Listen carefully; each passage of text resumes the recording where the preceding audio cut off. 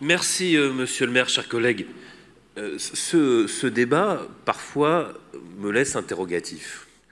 Il y a de l'enthousiasme, il y a des critiques audibles, il y a des tentatives d'essayer d'aller vers l'avenir, et puis il y a quand même celles et ceux qui profondément n'aiment pas Paris.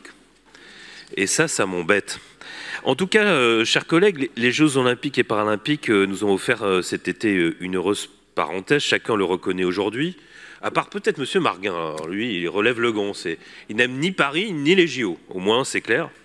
Et alors que nous avions plongé fin juin dans un climat social et politique que je qualifierais de délétère, on a peut-être un peu oublié, et disons-le, la dissolution de l'Assemblée nationale n'a fait de bien ni au pays, ni à la préparation des JOP, mais on a passé la bosse. Je pense que chacun conviendra, en dépit des doutes et des critiques exprimées dans la presse, et je me rappelle aussi de certaines joutes qu'il est drôle de relire aujourd'hui, tenues dans cet hémicycle, que cet événement a généré un élan incroyable dans tout le pays.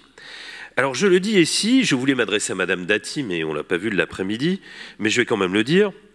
Cette interview ce matin était pour le moins déplacée, parce que les mots, normalement, ont un sens. Et après nous avoir expliqué que les choses allaient mal tourner, après les critiques, les railleries même, Madame Dati affirme désormais que la ville de Paris, organisatrice des Jeux Olympiques et Paralympiques, n'est quasiment pour rien dans ce succès. Alors là, il fallait oser. On ne peut décemment pas tenir pour responsable la ville de Paris des échecs que Madame Dati a anticipés, pour ne pas, in fine, lui reconnaître le rôle qu'elle a joué, avec au passage l'ensemble des directions de la ville de Paris. On n'en a pas assez parlé, je veux les saluer, l'implication de tous nos agents qui a été formidable dans le succès réel qu'a connu cette manifestation planétaire. Bon, pour conclure, Madame Dati ramait tellement dans cette interview que ça mériterait une médaille olympique, je ne sais pas, en aviron en tout cas.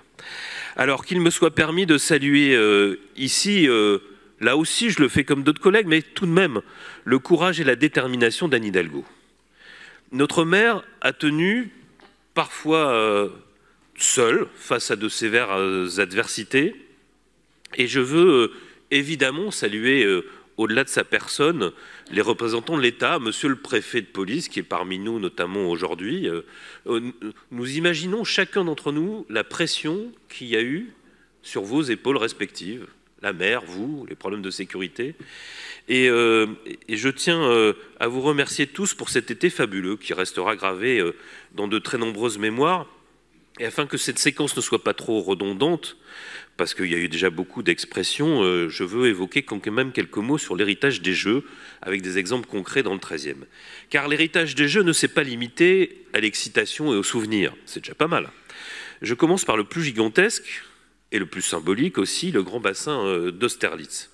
Il a permis que certaines épreuves se déroulent dans la Seine, et permettra aux Parisiennes et Parisiens de s'y baigner à partir de l'été prochain.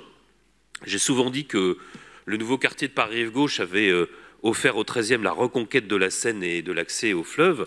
Et à présent, dans la continuité, c'est le bassin d'Austerlitz qui offre à Paris, pour partie en tout cas, la conquête de la baignade dans la Seine. Et car là aussi, nous avions ici une équipe formée de joueurs qui essayaient de marquer contre leur camp. On en a entendu beaucoup quand même, malgré les doutes et en dépit d'un bashing organisé, on y est arrivé. Et après la reconquête des berges redonnée aux Parisiens, nous aurons désormais la possibilité de nous y baigner. Ça va être un vrai événement, une vraie étape. Et quant au bassin d'Austerlitz, il est donc symbolique, comme je le disais, il le sera d'autant plus qu'on ne le verra bientôt plus du tout. Il continuera bien entendu à œuvrer pour le fleuve, mais il sera recouvert d'un nouveau jardin. Là aussi, c'est un beau symbole. Cela a retardé le réaménagement général de ce nouveau quartier d'Austerlitz, mais c'était juste et nécessaire, donc je le regrette évidemment pas, et personne ne le regrette d'ailleurs. Mais cet héritage, c'est pas uniquement ça. Pour le 13e, comme dans bien d'autres arrondissements, c'est bien des rénovations. J'ai entendu des critiques sur peut-être d'autres équipements qui restent à rénover, mais enfin, il y a eu quand même des étapes très importantes. Et dans le 13e, forcément, il y a eu des terrains de sport enrichis de magnifiques fresques, parce que le street art, c'est pas que sur les murs, ça peut être sur les terrains de basket. Je pense aussi à notre stade Boutroux, devenu stade Pelé, au profit d'une grande fête brésilienne qui s'est déroulée au mois de juin dernier et qui verra encore d'autres importantes améliorations et embellissements. Et c'était vraiment sympa, cette fête populaire. car l'héritage, c'est un élan, et c'est un élan qui va se poursuivre, évidemment, ça ne va pas s'arrêter là. Et l'héritage des JOP de Paris 2024 pour le 13e, c'est aussi, comme dans les autres arrondissements, des améliorations pas uniquement sportives, les pistes cyclables, les nouvelles rues aux enfants, les nouveaux espaces végétalisés. Et les Jeux auront été un véritable catalyseur et ont accéléré la mise en place de nombreux aménagements et l'embellissement de notre quartier. Et puis j'aborderai aussi sur le plan social. Bon nombre de nos associations sportives se sont très fortement engagées, notamment en animant notre site de festivités de proximité. On en a parlé des autres sites, et cet engagement a porté ses fruits, et notamment sur le plan de l'accès aux femmes au sport. Il compte pour beaucoup une section féminine qui se développe rapidement, tout particulièrement en cette rentrée 2024. Et en effet, elles sont nombreuses, les filles jeunes, moins jeunes, à avoir été inspirées par les exploits des athlètes olympiques et paralympiques. Et les JOP ont donc également fait avancer la mixité dans le sport. Je pense qu'il convenait aussi de le souligner.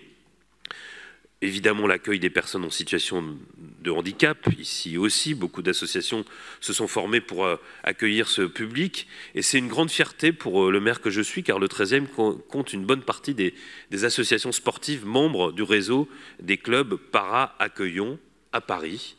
Et là aussi, c'est un vrai héritage et une vraie évolution forte, une vraie accélération. Et pour conclure, j'évoquerai notre espace de festivité du parc de Choisy. Je ne pouvais pas ne pas en parler. Ce site a accueilli près de 183 000 visiteurs durant la période estivale. Pour comparer, c'est plus que toute la population du 13e.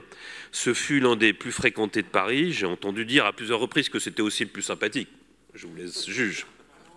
Quoi qu'il en soit, je vois des personnes qui ne sont pas forcément d'accord, mais il y avait une vraie petite compétition là-dessus, c'était plutôt sympa. Et quoi qu'il en soit, les JOP furent une occasion unique de célébrer le sport, l'inclusion, le vivre ensemble, et nous travaillons à faire perdurer cet élan, évidemment, nous le ferons évidemment dans le 13e, et ce que l'on peut aussi retenir aujourd'hui en termes d'héritage, ce sont les sourires, les embrassades, les cris de joie, cette atmosphère de fête, y compris lorsque le temps était moins clément, et ce sont ces instants mémorables qui, de la cérémonie d'ouverture sur la Seine à la cérémonie de clôture au Stade de France, ont permis à notre ville et plus largement à notre pays de rayonner dans le monde entier. C'est ça qu'il faut retenir, alors que le climat politique n'y était guère propice. Et il me semble que c'était aussi l'un des plus durables et beaux héritages. Merci à vous. Merci Jérôme Koumé.